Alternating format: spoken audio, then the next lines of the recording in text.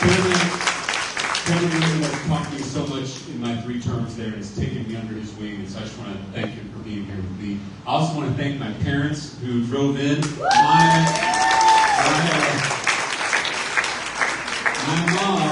My mom is from Laredo and graduated from Nixon. I told her we were coming to Claymore, and she said, well, Claymore used to be a skating rink. And she said she met her first boyfriend in 6th grade at the Claymore rink. So, good memories for my mother. And then I also just want to shout out Antonio Esparza, who is on our staff and does all the amazing work behind the scenes. It is such an honor to be here with all of y'all. I don't think people around the country realize how close we are to turning Texas blue. Trump won this state by only 5 points. Ted Cruz won his last race by only 2.5 points. Texas is the biggest battleground state in the country. And this year we have an incredible candidate, my friend Colin Allred. Yeah. Colin used to play football at Baylor before he became a voting rights lawyer. As a congressman, he's fighting every day to make sure that every single Texan has the chance to chase their version of the American dream. And now he's running against the worst senator in America. On January 6th, Ted Cruz plotted to overturn the 2020 election and fan the flames of insurrection. During the blackout that killed 700 of our fellow Texans, Ted Cruz hopped on a flight to Cancun, leaving his constituents and his own dog to shiver in the dark. And when Donald Trump called Heidi Cruz ugly, Ted Cruz endorsed him anyway. If Ted Cruz will abandon his wife, his dog, and his country, what makes you think he's not going to abandon you? Colin Allred will never abandon Texas, and he will never abandon you. Right-wing extremists like Ted Cruz have taken over our beloved state, and it's time to take Texas back. You all are on the front lines of doing that work. These right-wing extremists who have taken over Texas, they're giving our state a bad name across the country, across the globe. I'm an 8th-generation Texan. My family's been here since it was Mexico. And we as Texans used to be known for our hospitality. Our nickname is the friendly state. Our official motto as a state is friendship. The word Texas comes from the Caddo Native American word for friend. And they didn't use it to describe a friend in their own tribe. They used it to describe a friend in a different tribe. Friendship across lines of difference. Friendship amidst diversity. That's what makes Texas great. We're this big mashup of all these different people and all these different cultures. Just think about Tejano music. If you're listening to a Selena song, you're hearing those Spanish vocal styles from northern Mexico, but you're also hearing polka dance rhythms from Czech and German immigrants. This uniquely Texan ability to welcome new ideas, to welcome new friends, has made us one of the most exciting and innovative states in the country. We're the state that put a man on the moon. We're the state that pioneered ranching and energy and computers. We're the state that gave this country Barbara Jordan, Ann Richards, LBJ, and the Great Society. We're the state that cooked breakfast in a taco. And we are still developing new technologies, new industries, new art. Our own Beyonce just came out with a country album. Ted Cruz and Dan Patrick and Greg Abbott don't understand Texas or what makes us great. Shutting down diversity programs at colleges and universities, a total abortion ban, anti-immigrant laws, Christian nationalism. In the words of the great Beyonce Knowles, this ain't Texas. And it's up to us, all of us in this room, to communicate that message to all of our neighbors, regardless of their political affiliation. I want to talk a little bit about abortion because we mentioned it earlier. When Trump overturned Roe v. Wade, Texas Republicans banned abortion, even in cases of rape, incest, and threats to the mother's health. Since then, 26,000 Texas women have been forced to give birth to their rapist baby. Infant mortality, maternal mortality has spiked. Women in Texas are being told to wait in emergency room parking lots until they go into sepsis. Some of y'all know the story of Kate Cox, a pregnant woman in Dallas. Kate and her husband desperately wanted a baby, but they found out that the fetus had a lethal abnormality. And after 4 trips to the emergency room, Kate's doctors told her that she needed an abortion to save her life and her future fertility. But Texas Republicans forced Kate to continue with that life-threatening pregnancy. Thankfully, she was able to flee to another state, but a lot of Texas women don't have that option. This has never been about life. This has always been about controlling women. In some Texas counties, they're now banning women from using public highways to travel out of state to get an abortion. Now Trump is saying that he's going to allow red states to monitor women's pregnancies. In the United States of America, in the 21st century, Republican extremism is killing women in our state. And now they are promising to take these deadly policies nationwide. If they win in November, God help us. Abortion access, abortion rights are on the ballot this November. And women's lives across our state are at stake in this election. Outside of abortion, there are probably 2 things that people around the country have heard about Texas lately. Private school voucher scams and Ken Paxton. And those 2 things are very much related. So in May of last year, Richard and I joined a bipartisan coalition of Republicans and Democrats in the Texas House to impeach our corrupt Attorney General. But then just a couple months later, the Texas Senate voted to acquit Ken Paxton on all charges, restoring the most corrupt politician in our state to the office of top cop. But just weeks before that impeachment trial in the Senate, our Lieutenant Governor, Dan Patrick, who was supposed to preside impartially over that trial, took $3 million from 2 of Ken Paxton's billionaire buddies, Tim Dunn and Ferris Wilks. And those 2 billionaire megadonors are the exact same billionaire megadonors who are funding the effort to destroy public education with a private school voucher scheme. Dunn and Wilks, we got to make these 2 famous. People know about Greg Abbott, they know about Ted Cruz, they know about Dan Patrick, but they don't know the powers behind the throne that are pulling all the strings. And that's these 2 billionaire megadonors from West Texas. Dunn and Wilks are oil and gas oligarchs. They made all their money on fossil fuels. But they are also Christian nationalist pastors. So on Sunday mornings, these 2 billionaires are preaching at these far-right churches. And if you listen to their sermons, it is scary stuff. They don't preach a theology of universal love, the kind of theology a lot of us grew up with. They preach a theology of power and control and domination. They think climate change is God's will. They compare homosexuality to bestiality and pedophilia. They say only Christians have a right to serve in public office. In fact, these 2 billionaires told the former Republican Speaker of the Texas House, Joe Strauss, the Speaker that Richard Raymond served under, that he wasn't allowed to be Speaker because he's Jewish. But the scariest part about these 2 billionaires is that they are turning this toxic theology into law.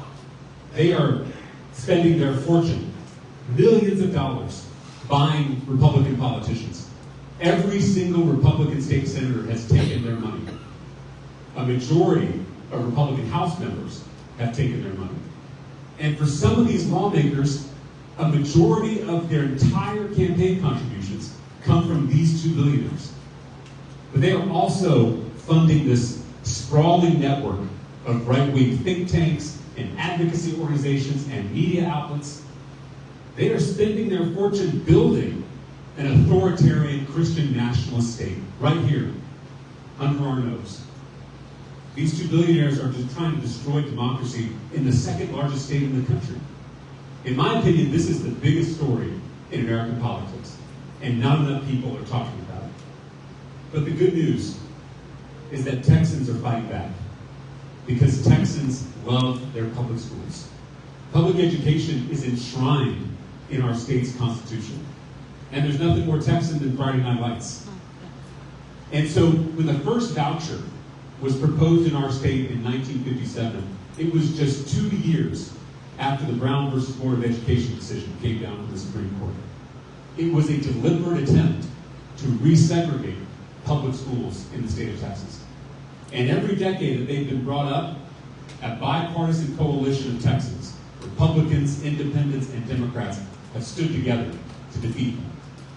And I'm proud to report that last year, on the Friday before Thanksgiving, Richard Raymond and I stood with a bipartisan coalition of Republicans and Democrats in the State House, and we defeated Greg Abbott's voucher scam after he spent a year bullying and driving lawmakers. I know that not everybody is an education policy wonk, so let me just tell you what a voucher is. A voucher is any time that you're taking our hard-earned tax dollars out of our underfunded public schools and giving them to unaccountable private schools. I don't have a problem with private schools. There are great private schools, great private school teachers doing great work in our state. What I have a problem with, and what the chairman has a problem with, is giving away your tax dollars with no strings attached.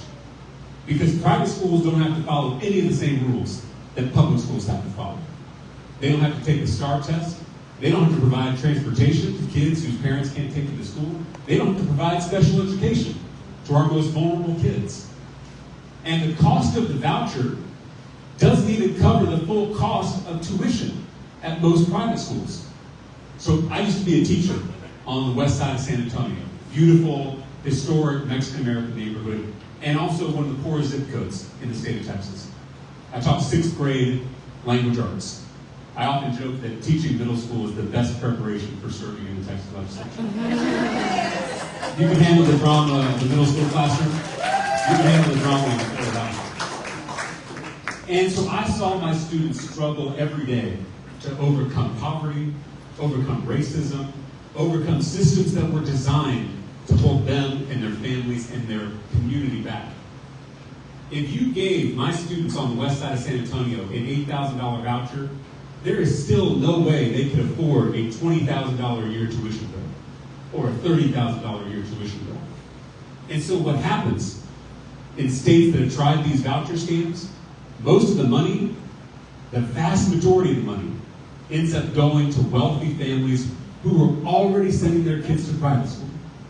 It is welfare for the wealthy. It is welfare for the well-off.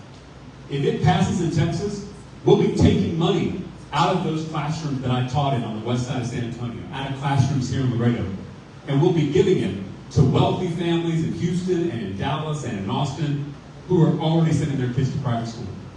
If it passes in Texas, it would be the biggest transfer of wealth from the bottom to the top. That's why Democrats and Republicans alike in this state are opposed to these voucher scams. And I call it a scam because it kind of sounds good when you first hear it. But it's when you start digging into the fine print that you realize it's ripping you off. And so it's incumbent upon all of us to communicate that to every person in this community. Before I open it up to questions, we talked a little bit about messaging. I flipped, when I first got elected to the legislature, I flipped a Trump district. I ran in Round Rock, Texas, a place that hadn't voted for a Democrat in 30 years. Donald Trump won my district 2 years before I ran. And I was able to win it with 51% of the vote. And I did it by communicating about values. I have bad news for you Democrats. A lot of us Democrats tend to think that people vote with their heads, with their brains. Sadly, they don't. They vote with their heart. They vote with their gut. And we as Democrats have got to do a better job of speaking to the heart and the gut. People aren't going to resonate with our 12-point policy plans, with our data and our figures and our facts and our research. We need to start talking about our values. Republicans claim to be the party of freedom, family, and faith. But you can't be the party of freedom when you rob women of the ability to control their own bodies. You can't be the party of family and allow weapons of war in our neighborhoods and in our classrooms. And you can't be the party of faith and worship at the feet of Donald Trump. The Republicans are not the party of freedom, family, and faith. They are the party of bullies, bigots, and billionaires. And that is why we have got to defeat them in November. And with all of you here, with the amazing activists in this party, in this county, and with Colin Allred at the top of our ticket, I am confident that we are going to win this November and move our great country and our great state forward. Thank you all so much for having me. I want to take your questions. Any question you have about politics, policy, organizing, anything, it's fair game. And again, I'm a middle school teacher, so if you don't raise your hand, I'll just call on you. Yes, sir. Yeah, besides this voucher system, is there a way that you can file some kind of suit against the state? Because it's public money, right? I mean, it's supposed to go to the public school. That's right. So for those who didn't hear it, he made the point that public money should stay in our public schools. And this is the point that we're trying to make with our colleagues. And the fact that they're trying to take money out of our schools when they're already so underfunded should be a red line for every single person in the state. Texas ranks 43rd in the nation in per student education funding.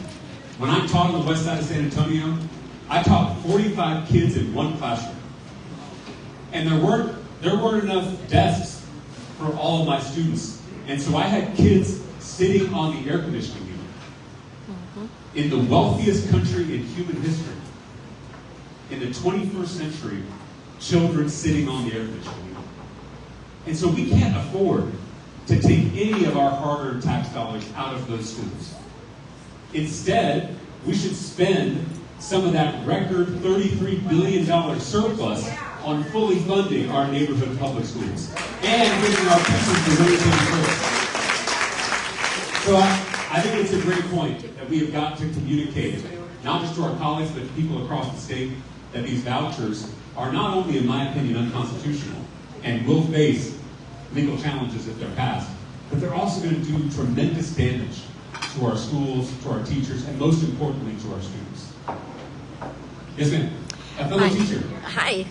Yes, so in the RGV, we are seeing a group of pastors that are talking about banning books. And a lot of the books have to do with race and identity. In it, it's about 600.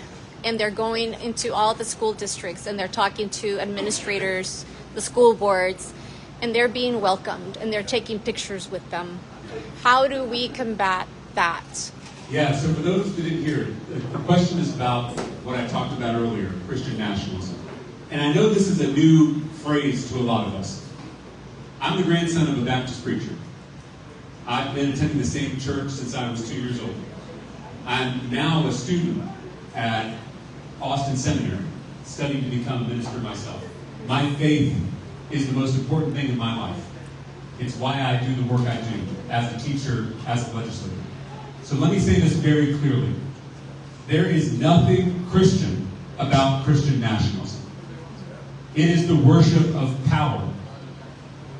Social power, economic power, political power, in the name of Christ. And it is a betrayal of Jesus of Nazareth. Have you ever noticed that it's the politicians who talk the most about being a Christian who are the least Christ-like? You can't call yourself a Christian and deny health care to the sick. You can't call yourself a Christian and cut services for the poor. You can't call yourself a Christian and reject the stranger seeking asylum at our southern border. You can't call yourself a Christian and destroy God's creation with greenhouse gases. And you certainly can't call yourself a Christian and discriminate against your neighbor because of their race, gender, or sexual orientation. And so this Christian nationalism movement is a perversion of Christianity. And it's a subversion of our democracy. And Richard Raymond and I see it every day at the state capitol. There was a bill to force every teacher in Texas to display the Ten Commandments in their classroom. There was a bill that would allow districts to replace school counselors with untrained, unsupervised religious chaplains. And there was a bill to ban books in school libraries across the state. Books by authors of color. Books with LGBTQ characters. And I fought this bill in committee. Let me tell you a quick story about what happened. The bill author who put forward the book banning bill said his goal was to get rid of pornography in our classrooms. Let me just tell you, it's already illegal to have pornography in our classrooms. If you find pornography in a school library, don't call me or Richard Raymond, call the police, because it's already illegal. So his bill didn't even have the word pornography, which I thought was interesting. Instead, it automatically banned any book with any sexual conduct. And if you read the fine print, sexual conduct includes kissing. Think about all the books that have kissing in them. It includes certain kinds of dancing. And I read this bill and I asked the bill author if under his bill, my favorite novel would be banned. My favorite novel is perhaps the greatest Texas novel ever written, Lonesome Dove by Larry McMurtry. And in that book, for those who have read it, there are lots of jokes, because it's the Old West, about sex with a prostitute. There's even, at the end of the novel, a violent rape scene. And so I asked the bill author if under his bill, under that language, would Lonesome Dove by Larry McMurtry, a Texas classic, be banned from school libraries? And he said yes. That's a problem. If we are passing bills that ban Lonesome Dove from our school libraries, we have got a problem. And so when they talk about pornography, you've got to know that the goal of these bills is to eliminate classic works of literature. Because think about authoritarians throughout history. Their goal has always been to limit the power of books, to limit free speech and free expression, to censor authors, to burn books. We are seeing history repeat itself. Sometimes, when Richard Raymond and I are on the floor of the House, it feels like 1924 or 1824 instead of 2024. Because the same fights that we've seen in this country for centuries are replaying themselves on the floor of the Texas legislature. So I urge you, when you go door to door, when you talk to your neighbors, it is not just the freedom to control your own body. It is not just the freedom to vote. It is also the freedom to read, and the freedom to learn, and the freedom to speak that are at stake in this upcoming election. Other questions? Yes, sir. We come here in the back.